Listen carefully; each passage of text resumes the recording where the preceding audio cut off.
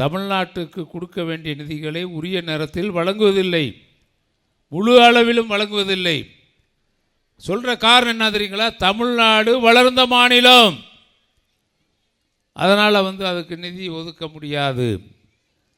உத்தரப்பிரதேசம் மிக மிக பின்தங்கிய மாநிலம்னு நம்மகிட்ட சேப்படித்து இன்னொருத்தனுக்கு கொடுக்குது. நம்ம பணத்தை, தமிழ்நாட்டில் இருக்கக்கூடிய மக்களுடைய வரிப்பணத்தை வாங்கி மற்ற மாநிலங்களுக்கு கொடுத்து விட்டு நம்மை வஞ்சிக்கின்ற அரசு மத்தியில் இருக்கின்ற அரசு.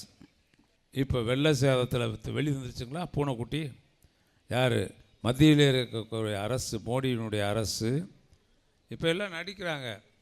இங்கேருந்து போவார், போய் நீங்கள் பார்த்தீங்கன்னா சவுதியில் போய் நான் இந்துக்கள் கோயிலை ஆரம்பித்து வைக்கிறேன், திறந்து வைக்கிறார். நான் இருக்கக்கூடிய தர்காக்களுக்கு செல்கிறேன், மாஸ்க்கு போகிறேன், அவர்களை அரவணைக்கிறேன், என்னிடத்திலும் இருக்கிறார்கள்.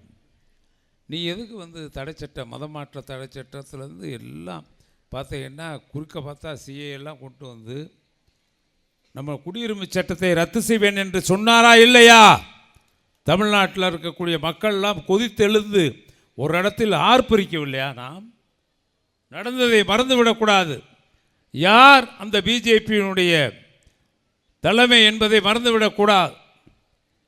அவர்கள் அமைதியாக இருந்து இந்த நாட்டை, மதச்சார்பற்ற நாட்டை மாற்றுவதற்கு முயற்சி செய்கிறார்கள் மறைமுகமாக. நீங்கள் வச்சுக்கிற அரசியல்ங்கிறத கூட அதில் முக்கியம் இல்லை. மத்திய அரசினுடைய தலையீடு என்பது இது நம்ம நாடு எல்லா வகையிலுமே பேரறிஞர் அப்படின்னு சொன்னதை போல் மாநிலத்தில் சுயாட்சி, இது ஒரு கூட்டாட்சி தத்துவத்தை உடைய நாடு, மதச்சார்பற்ற நாடு. மதச்சார்பற்ற நாடாக இன்னும் சுதந்திரமிக்க இந்தியாவாக நாமெல்லாம் வளம் வர வேண்டுமென்றால், அதே மாதிரி குறிப்பாக சொல்லப்போனால் நம்ம இருக்கக்கூடிய நம்ம கூட்டாட்சி தத்துவத்தை, பேரறிஞர் அண்ணா அவர்கள் சொன்னார்களே, கனவு கண்டார்களே கூட்டாட்சி தத்துவம், அந்த கூட்டாட்சி தத்துவத்தை நடைமுறை கொண்டு வந்தது நம்முடைய முத்தமிழறிஞர் கலைஞர் அவர்கள். மாநிலத்திலும் மத்தியிலும் இன்றைக்கி மத்திய அரசினுடைய வேலைவாய்ப்புகளில் இங்கே இருக்கக்கூடிய ரயில்வே ஜங்ஷனில், மதுரையில் இருக்கக்கூடிய ரயில்வே ஜங்ஷன்லாம் வேலை வந்துச்சுன்னா கடைநிலை ஊழியர்களுக்கு இங்கே வேலைவாய்ப்பு இல்லாமல் இருக்கானே, அவன் போய் அந்த இதுக்கு போனால் தேர்வு எழுதுகிறான், பூரா ஃபெயிலு. வடநாட்டில் இருந்து வரக்கூடியவர்களுக்கு, ஏதோ ஒரு மாநிலத்திலேருந்து வரக்கூடியவனுக்கு அவனுக்கு கடைநிலை ஊழியர் உத்தியோகம். தமிழ்நாட்டில் இருக்கவனுக்கு என்னென்னா வேலையே கிடையாது. இது அராஜகம் இல்லையா? இதை கேட்பதற்கு எங்கே இருக்கிறது? நான் என்ன கேட்குறேன், தந்தை பெரியார் அவர்கள் ஒரு கனவு கண்டார். என்ன கனவு கண்டார்? மண்டல் கமிஷன் பரிந்துரையை நிறைவேற்ற வேண்டும் என்று போராடினார்கள். அந்த மண்டல் கமிஷன் பரிந்துரையை மாநிலத்தினுடைய வேலைவாய்ப்புகளில் மட்டுமல்லாமல் மத்தியில் இருக்கிற அரசாங்கத்திலும் வேலைவாய்ப்புகள் நமக்கு தர வேண்டும் என்பதற்காக பல ஆண்டு காலமாக போராடி பெற்ற உரிமை, அந்த உரிமையை பெற்று தந்தவர், வழங்கியவர் விபி சிங் அவர்கள். இந்த நாட்டுடைய பிரதமராக இருந்த விபி சிங் அவர் வரவில்லை என்றால் மண்டல் கமிஷனுடைய பரிந்துரை பாராளுமன்றத்தில் நிறைவேற்றப்பட்டு பதவியே போனாலும் பரவாயில்லை, மத்தியிலே மற்ற மாநிலங்களுக்கு இருக்கின்ற உரிமைகளை நான் தருவேன் என்று மண்டல் கமிஷன் பரிந்துரையை நிறைவேற்றி மத்திய வேலைவாய்ப்பிலும் நாம் வரலாம் என்கிற அந்த சட்டத்தை கொண்டு அந்த ஆட்சி போனது.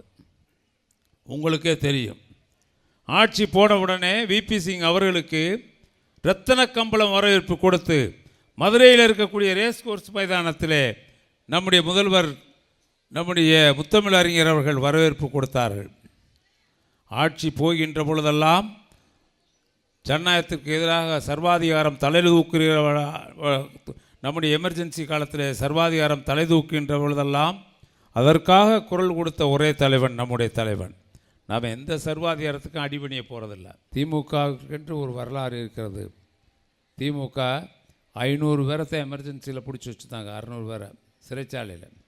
இந்த 500 தலைவர்களையும் சிறைச்சாலையில் ஓராண்டு வைத்து விட்டால் திமுக இதோட தமிழ்நாட்டில் இருக்காதுன்னு அன்றைக்கி இருக்கக்கூடியவங்கெல்லாம் நினச்சாங்க. அதே சமயத்தில் ஓராண்டு பதவி நீடிப்பு கூட கொடுக்குறேன் என்று கலைஞருக்கு சொன்னார்கள். அவர் கேட்கவில்லை.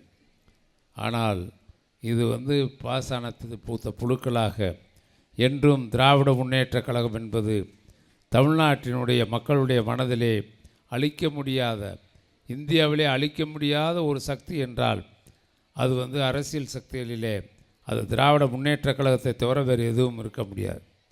செய்திகளை உடனுக்குடனும் துல்லியமாகவும் தெரிந்து கொள்ள சப்ஸ்கிரைப் பண்ணுங்க.